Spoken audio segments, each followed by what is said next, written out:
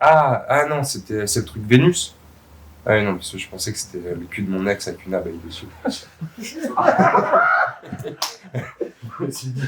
Elle est forte celle-là.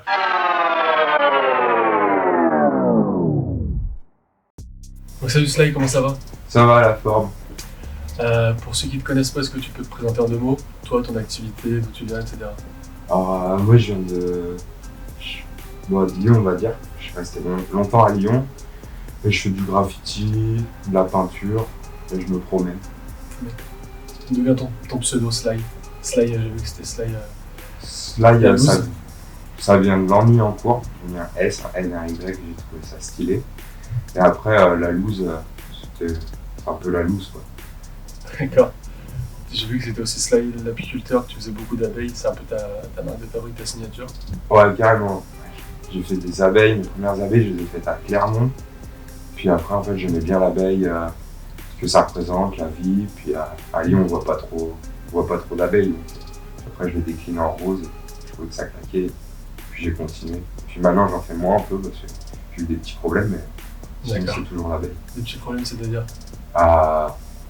Des petites amendes par-ci par-là avec les grands gourous de l'autorité. D'accord. Comment t'en es venu à ça, au graphe, au dessin? Depuis combien de temps tu fais ça? Comment t'es venu cette passion? Alors le dessin, depuis tout petit après, je pense qu'il m'a vraiment poussé à dessiner, c'était le plus simple en fait. Quand tu es en cours, si tu aimes bien faire de la musique, tu vas pas faire de la musique en cours, c'est un peu plus délicat. Alors qu'avec un stylo bille, tu peux vite t'évader. Du coup, les premiers dessins, c'était l'ennui en cours. Ouais, totalement. Après, t'as décliné ça sur les murs, Ouais. Sur des toiles. Des toiles, après, après, c'est des rencontres aussi. J'ai rencontré quelqu'un qui faisait du graphe. J'ai acheté mes premières bombes avec lui. Puis après, je me suis éclaté au début dans des usines désaffectées. Puis après, j'ai fait ça dans la rue. Puis petit à petit, j'ai continué ça dans la rue. Puis après, les gens, ils aiment bien. T'as des retours, ça te pousse à continuer. En fait, il y a un échange. Et donc, là-dessus, j'étais content et ça m'a poussé à continuer dans la rue. Ça aussi des rencontres, quoi. Ouais, des rencontres. Tes sources d'inspiration là-dedans, est-ce que, je sais pas, des artistes, des choses, des idées?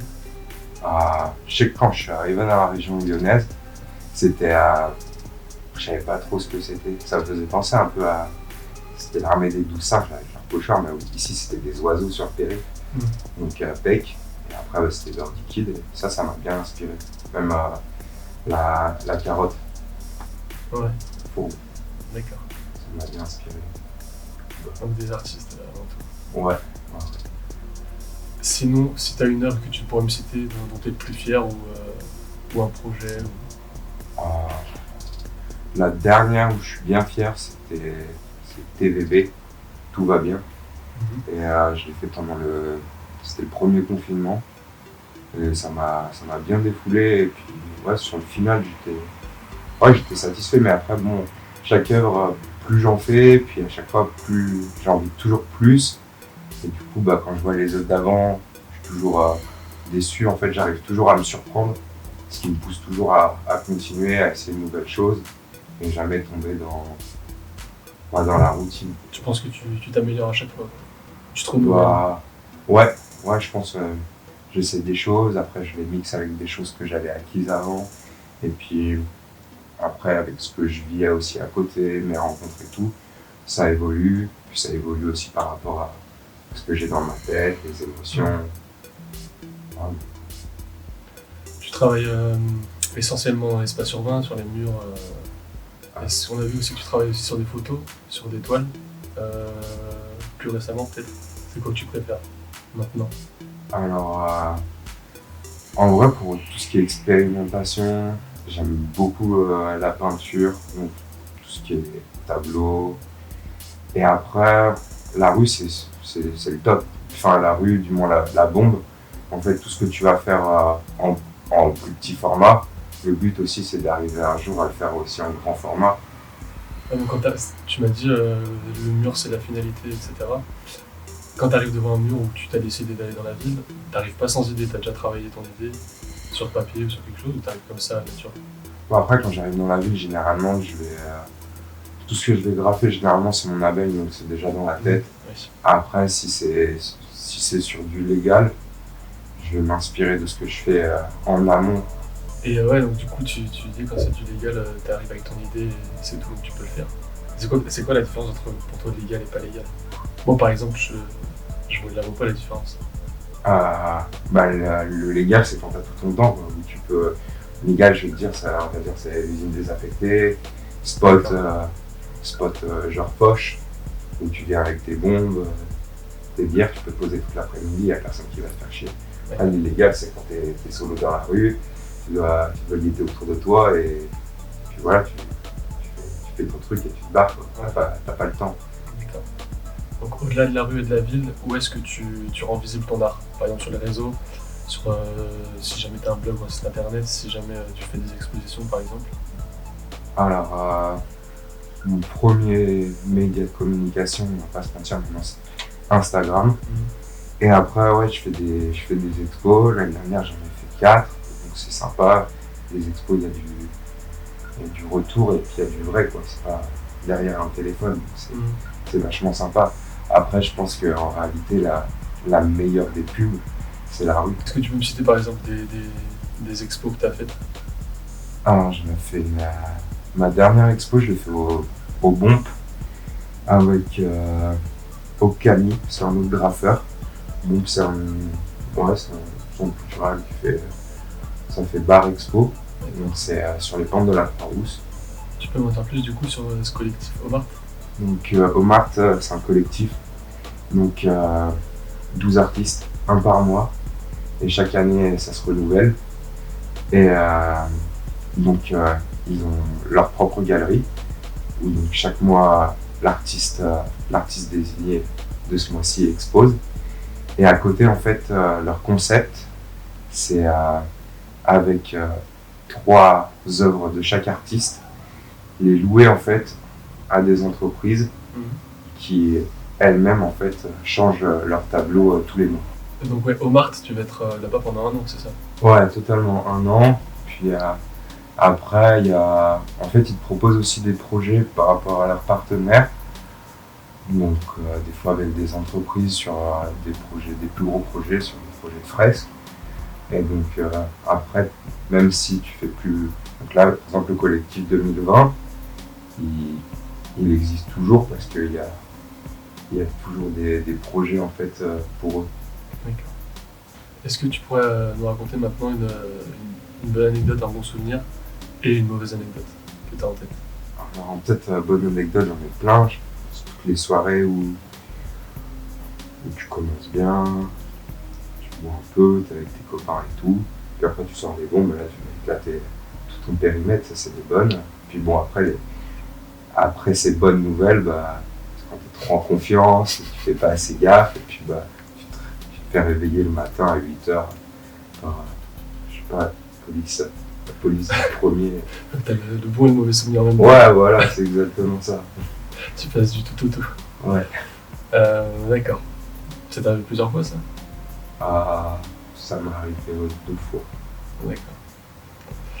Ouais, donc si je comprends bien, tu fais plus ça la nuit? Ouais, c'est quand même mieux.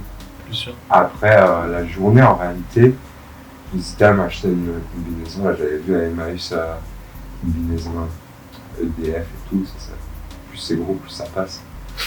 Ah oui, d'accord. Je t'en ai parlé un petit peu, mais est-ce que tu fais des collabs avec d'autres artistes? Ouais, donc j'en ai fait pas mal avec Barclay, qui est un bon ami à moi, qui lui à la base fait plus des petites têtes de poupons qui collent dans la rue. Sinon j'en ai fait aussi avec Sao, il est tatoueur, on a fait pas mal de collages qui mélangent nos 2 univers. Après en collab plus professionnel, j'ai rien fait de fou pour l'instant. Est-ce que tu arrives à en vivre de tout ça, de ta passion? Alors, avant le premier confinement, petit à petit, je commençais à y arriver, enfin sur quelque chose qui était plus ou moins vivable. Après, en fait, le confinement, il a annulé pas mal de projets de fresques, qui au final, des projets qui font quand même assez bien manger, on va dire. Donc pour l'instant, non. D'accord. Il y a quand même des choses de prévues pour la suite, malgré tout. Ouais. Là, j'aimerais bien, en fait, c'est lancer une gamme ou, ouais, complètement une marque de ça. D'accord. Avec tes dessins dessus. Ouais, dans cet univers-là, puis au début faire plus sur du motif, et puis après, si je suis déter, faire plus sur l'aspect couture. D'accord. S'il y a un jeune qui est un peu comme toi, qui dessine, etc., quel conseil tu pourrais lui donner? Ah ben, je dirais de dessiner, mais essayer d'écouter en cours. Ah ouais. De faire attention la nuit. Ouais, bon, après, ça, c'est des erreurs. Hein. Si tu te fais. Ouais, faire attention, ouais, bien sûr, parce que ça te fait mal comme ça t'handicape les amendes. Mais après, ça fait partie du jeu, c'est le bonheur, la chance. Ouais, du coup, pas trop de boire avant de faire tes conneries, quoi. Pas être trop confiant. On a entendu parler du projet Vénus aussi, est-ce que tu peux m'en dire plus? Alors, projet Vénus, j'étais vachement content qu'ils me contactent pour participer à cette édition. C'est un projet qui me tenait particulièrement au cœur, en fait. C'est donc ils sélectionnent par année plusieurs artistes, dont aussi des photographes. Donc en amont, ils prennent en photo des femmes qui ont combattu le cancer du sein. Donc nous, ensuite, artistes, on choisit une des photos, on peint par-dessus notre univers, et ensuite, sous forme de toile, en fait, c'est vendu aux enchères, et tous les bénéfices sont reversés à l'association Vénus, qui lutte contre le cancer du sein. D'accord. On va te faire une petite série de mini-questions en mode tu préfères. Ouais. Gota, qui a des choses faciles. C'est ok pour toi? Ouais, nickel. Alors, rap ou électro? Rap la journée, électro le soir. Rap US ou rap français? Rap français, je comprends rien à l'anglais. Nike ou Adidas? Ouais, Nike. Bonnet ou casquette? Ou bob? Bob. Passé ou futur? Futur. Rêve ou réalité? La réalité, c'est un rêve. Sushi ou sandwich? Sandwich, un bon sandwich, les sushis, c'est pour. Vraiment. Été ou hiver? Ouais, hiver. Été, les gens, ils sont en short et c'est affreux, les shorts. Le jour ou la nuit? La nuit. Je te remercie pour ton interview. Je te souhaite un bon courage pour tes futurs projets. Je te remercie de m'avoir accordé ton temps. Et qu'est-ce qu'on peut te souhaiter pour l'avenir? Mon train, il soit là pour rentrer chez moi. Ok. J'en espère qu'on train sera à l'heure. Et